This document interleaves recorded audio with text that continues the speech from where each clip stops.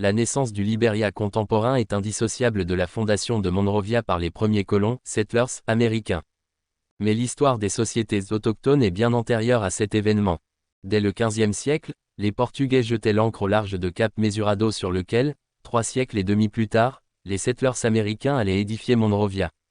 Ce sont les Portugais qui ont donné à la région son nom de « Côte des Graines » ou « Côte du Poivre », nom qu'elle garda jusqu'à la création de la République du Liberia, et même par la suite.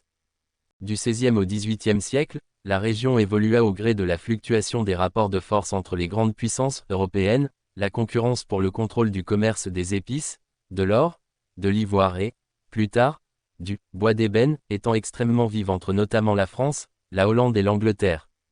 C'est précisément de la condamnation du trafic d'esclaves que germa aux États-Unis, au début du XIXe siècle, l'idée de la création, en Afrique, d'un foyer réservé aux Noirs affranchis. Une association philanthropique, l'American Colonization Society, fondée en 1816, incarna cette idée, dans un contexte marqué par l'émergence du mouvement abolitionniste. À vrai dire, le projet américain n'était pas totalement nouveau. En effet, il s'inspirait dans ses grandes lignes d'un antécédent britannique, la création en Sierra Leone, en 1787, par la Grande-Bretagne, d'un foyer d'accueil pour les esclaves noirs affranchis.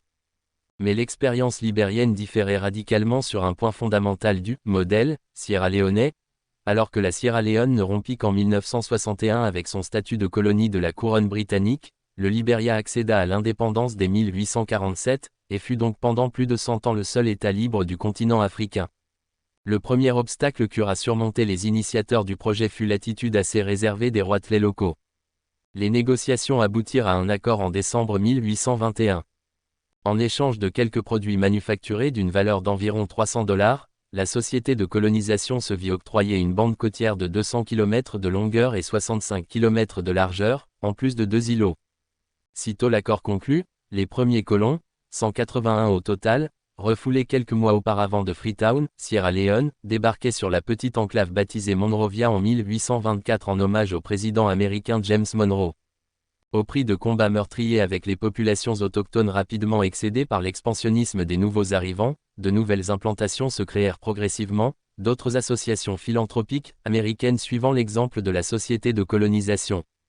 Au total, de 1822 à 1892, plus de 16 000 esclaves affranchis furent ainsi ramenés des États-Unis, chiffre auquel il convient d'ajouter celui de 5 700 esclaves saisis sur les bateaux négriers arraisonnés.